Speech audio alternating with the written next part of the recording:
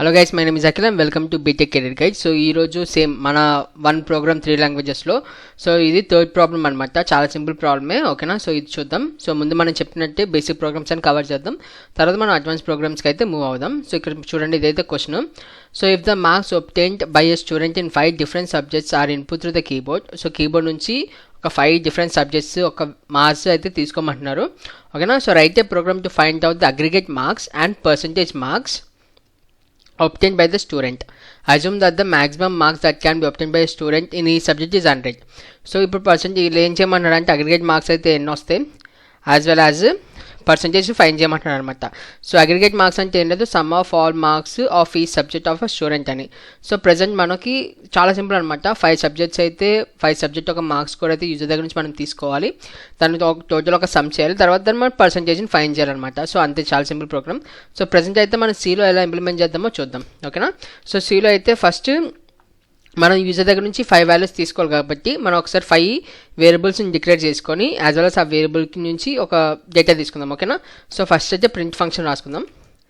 printf enter the marks for subject 1 పెట్టేసుకుందాం.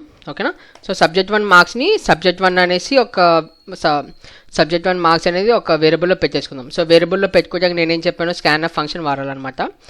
SCANF scanf. So ఇది ఒక పర్సంటేజ్ ఇంటీజర్ టైప్ కాబట్టి పర్సంటైల్ D వాడతాం. ఇన్ కేస్ ఫ్లోట్ అయితే percentile F, in case character అయితే percentile C వాడతాం. ఫార్మాట్ స్పెసిఫైర్ అంటారు వాటిని. సో ఇప్పుడు మనం ఏం చేయాలంటే మన C కాబట్టి యాంపర్సెంట్ సింబల్ వాడి మనం ఒక వేరియబుల్లో స్టోర్ చేసుకోవాలి సబ్జెక్ట్ 1 మార్క్స్.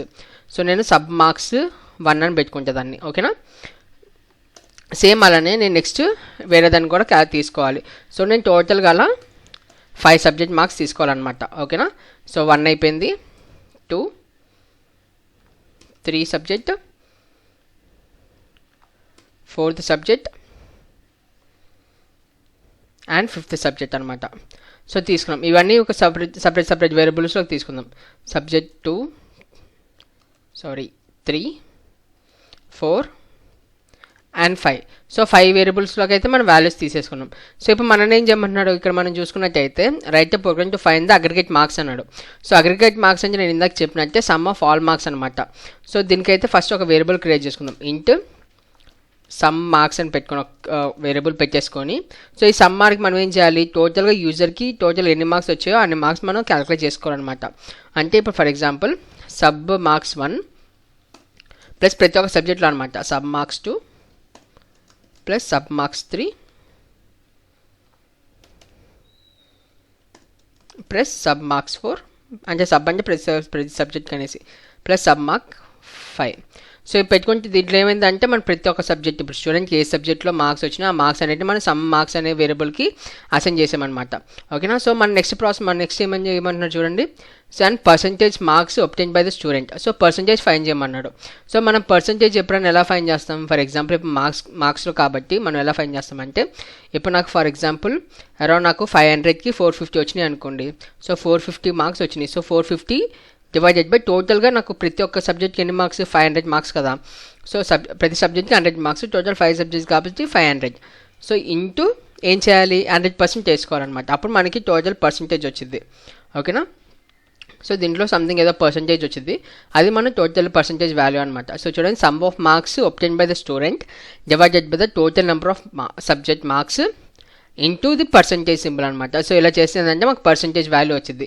సేమ్ ఇదే ప్రాసెస్లో ఇక్కడ సమ్ ఆఫ్ మార్క్స్ అంటేనే కదా నాకు 450 అనేసి. ఓకేనా, అంటే ఇక్కడ నేను ఇంకొక వేరియబుల్ పెట్టుకుంటా ఏమని. సో ఇది చూసుకోండి, ఇంకోటి ఏంటంటే ఈ పర్సంటేజ్ అనేది మనకి ఇంటీజర్స్లో రాదు, ఫ్లోట్లో వచ్చింది, అంటే ఒక పాయింట్ డెసిమల్ వాల్యూస్ లాగా వచ్చింది. సో నేనేం చేస్తానంటే పర్సంటేజ్ మార్క్స్ అని ఒక ఫ్లోట్ వేరియబుల్ తీసుకుంటా. ఫ్లోట్ పర్సంటేజ్ అని పెడతాను నేను, చాలు. So float percentage is equal to, so ఇప్పుడు నేనేం చేయాలి, నేను ఈ అగ్రిగేట్ మార్క్స్ అన్నిటిని తీసేయాలి కదా. సో నేనేం చేస్తానంటే ఫ్లోట్ అని ఫస్ట్ పెట్టుకుంటా. సో మీకు ఇక్కడ ఇంకో కాన్సెప్ట్ కూడా ఎక్స్ప్లెయిన్ చేస్తున్నాను చూడండి. మనకి టైప్ కాస్టింగ్ 2 టైప్స్ ఉంటాయి, implicit and explicit. So implicit ఏంటంటే ఇక్కడ ఫార్మాట్ స్పెసిఫైర్ని మార్చేసి పెట్టేస్తాం.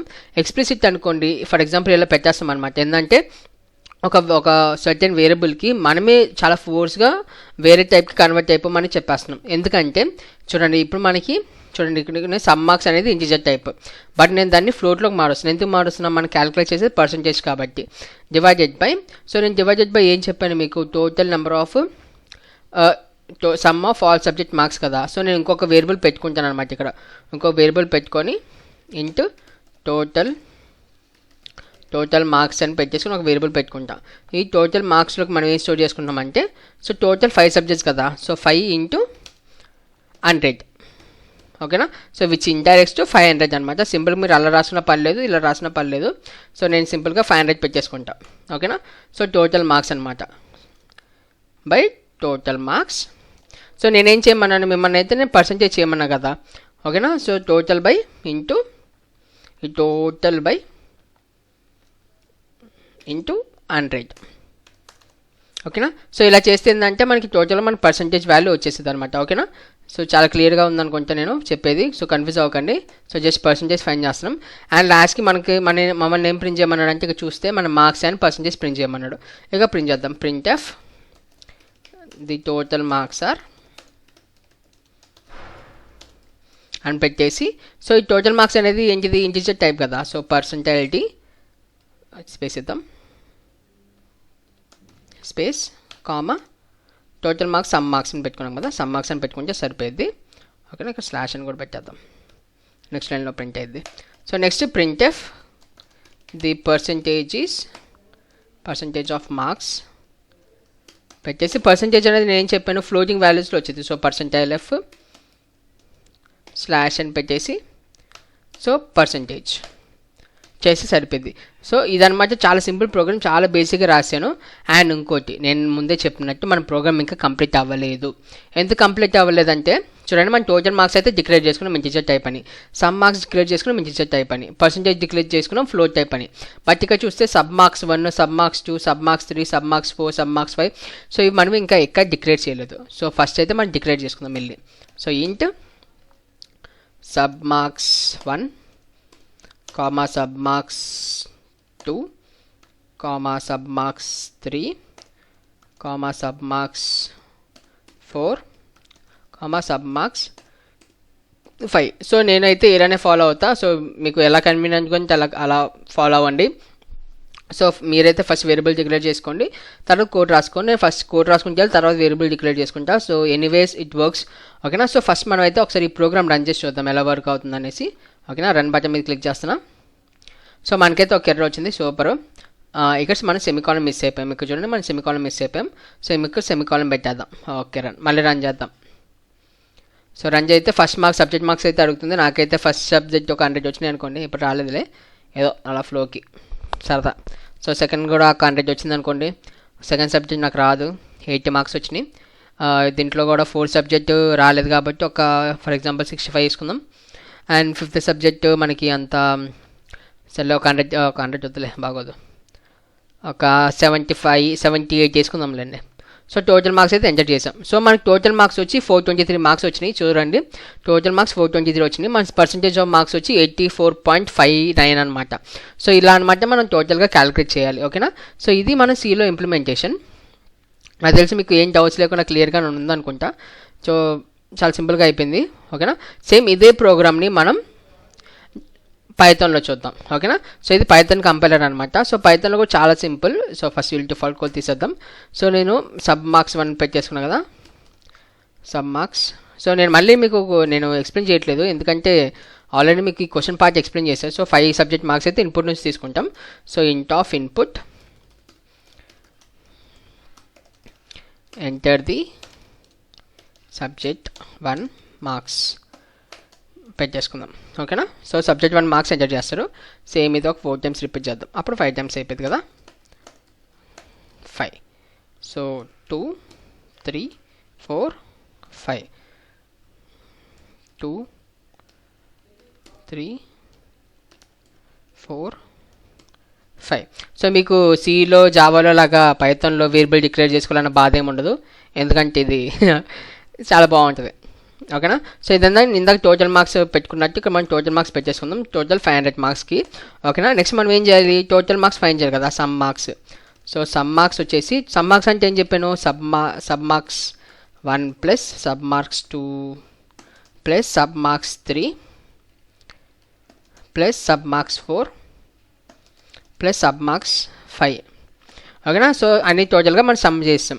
నెక్స్ట్ మనం ఏం చేయాలి, పర్సంటేజ్ ఫైన్ చేయాలి. సో పర్సంటేజ్ అంటే నేనేం చెప్పాను మీకు, సమ్ మార్క్స్. ఓకేనా. సో సబ్ మార్క్స్ 5 కాదు, sub marks, sum marks divided by total marks కదా. సో టోటల్ మార్క్స్ ఇంటూ మనకి ఎంత పర్సెంటేజ్, 100% కదా. సో 100% పెట్టేసుకుందాం.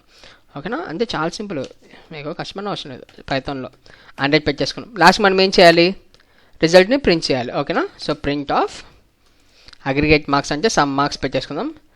సమ్ మార్క్స్ వచ్చేసి మనకి ఎంత వచ్చినాయి, sub marks comma some marks పెట్టేద్దాం. ఓకేనా. సో ఇంకొక ప్రింట్ చేసుకుందాం.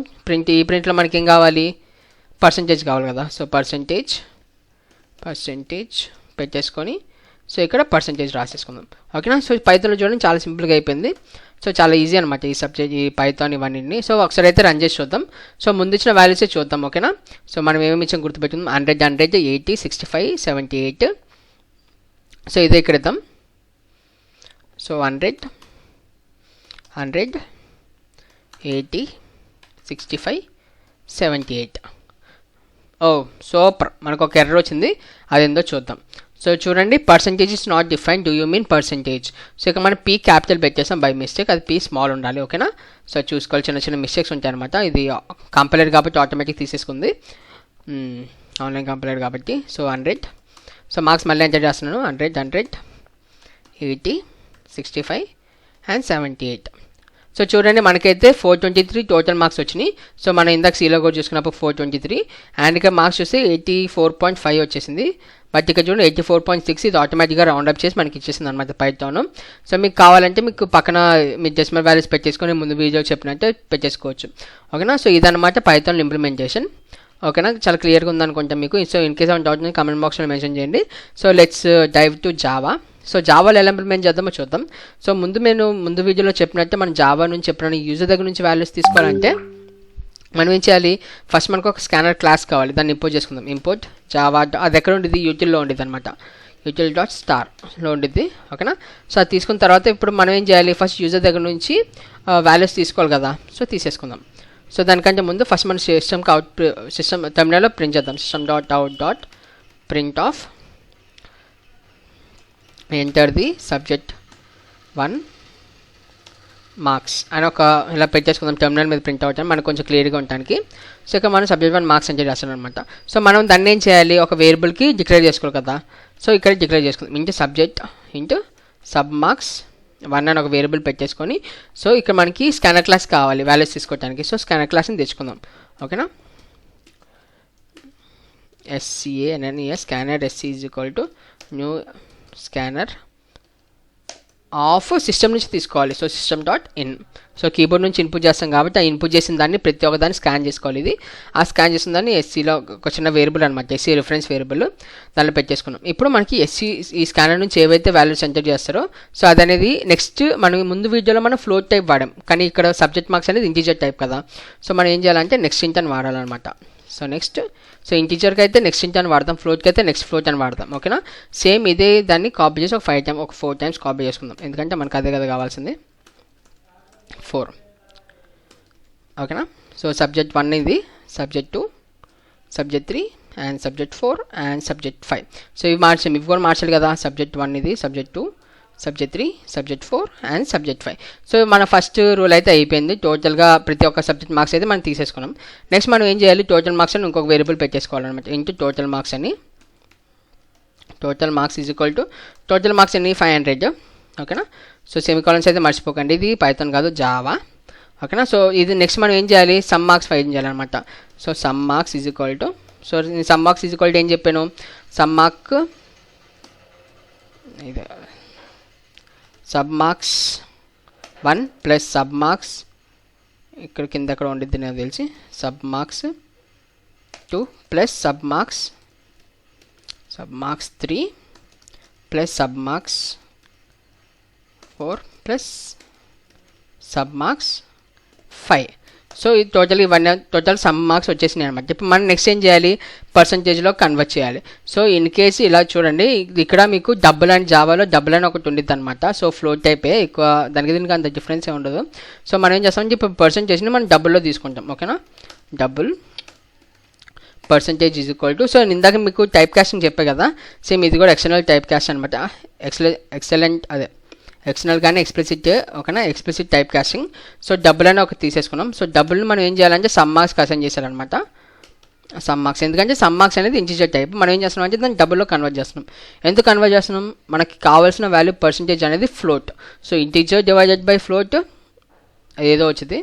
సో అందుకే దానికి రాకుండా మనం ఏం చేస్తామంటే రెండు ఫ్లోట్ డివిజన్సే పెట్టేసుకుంటాం. ఓకేనా, so some marks divided by total marks which is a percentage of into 100. ఓకేనా, సో పర్సంటేజ్లో కన్వర్ట్ చేస్తున్నాం. లాస్ట్కి మనం ఏం చేయాలి, మన రిజల్ట్ని ప్రింట్ చేయాలి. ఓకేనా, డైరెక్ట్గా అవుట్ డాట్ అని పెడితే వచ్చేసింది out. Okay, sorry out dot type చేద్దాం, ఎందుకు కష్టం. System dot out dot println, చూడండి println అవుతే మొత్తం వచ్చేసింది, దాని ఇష్టం అయిపోయింది. ఓకేనా, సో ఇక println ఆఫ్ మనకి ఏం కావాలి, టోటల్ మార్క్స్ అని పెట్టేసుకుందాంలేండి. Total marks, so total marks వచ్చి ఏం పెట్టాలి మనకి టోటల్ మార్క్స్ ఏం వచ్చినాయి అవి. సో ఇక్కడ కామా కాదు ప్లస్ వాడాలి. ఓకేనా, సబ్ మార్క్స్. సో జావాకి పైథాన్కి సికి చాలా డిఫరెన్స్ ఉంటాయి, కన్ఫ్యూజ్ అవ్వద్దు. ఓకేనా, సో println ఇక్కడ లోకల్ కాదు స్నిప్పెట్ తీసుకుందాం ఆఫ్, నెక్స్ట్ పర్సంటేజ్ అని పెట్టేద్దాం, పర్సంటేజ్. సో పర్సంటేజ్ వచ్చి పర్సంటేజ్ పెట్టేద్దాం. సో ఫస్ట్ ఇక్కడ మళ్ళీ మీరు మిస్టేక్ చేయొద్దు, పీ క్యాపిటల్ వచ్చేసింది, పీ స్మాల్ పెట్టేద్దాం. జావాలో కూడా కోడ్ ఇంప్లిమెంటేషన్ అయిపోయింది, ఒకసారి రన్ చేసి చూద్దాం. ఓకేనా, సో రన్ బటన్ మీద క్లిక్ చేస్తున్నాను, ఇది కొంచెం దగ్గర పెడదాం.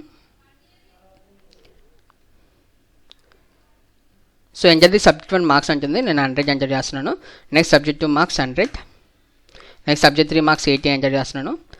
సబ్జెక్ట్ 4 మార్క్స్ ఒక 65, సబ్జెక్ట్ 5 మార్క్స్ ఒక 78. సో ఎంటర్ చేసి చూడండి, నాకైతే టోటల్ మార్క్స్ 423 వచ్చినాయి అండ్ పర్సంటేజ్ 84.6 అనమాట. సో ఇదనమాట చాలా సింపుల్ వే ఒక పైథాన్, జావా అండ్ సిలో. సో ఏంటంటే మీకు సింటాక్స్ మారేది, లాజిక్ మొత్తం సేమ్ ఉండిద్ది. ఓకేనా, సో ఇదైతే పైథాన్లో కోడ్ రాయటం అండ్ ఇదైతే సిలో అయితే మన కోడ్ ఎలా రాస్తాం అనమాట. సో ఇన్ కేస్ మీకు ఏమైనా డౌట్స్ ఉన్నా కానీ, ఇన్ కేస్ మీకు టైప్ కాస్టింగ్ గురించి కొంచెం ఇంకా ఎక్స్ప్లెనేషన్ కావాలంటే కింద కమెంట్ బాక్స్లో మెన్షన్ చేయండి అండ్ నేను ఎప్పుడు ఫ్రీగానే ఉంటాను. మీకు ఇన్ కేస్ మీకు ఈ ప్రోగ్రామ్ అర్థం కాలేదంటే నాకు చెప్పండి, నా ప్రోగ్రామ్ నేను 3 లాంగ్వేజెస్లో సాల్వ్ చేసి మీకు మళ్ళీ ఎక్స్ప్లెయిన్ చేస్తాను. ఓకేనా, సో అంతే ఈ video. And don't forget to subscribe our BTech career guide channel. అంతే ఈ వీడియోలో, బాయ్ బాయ్.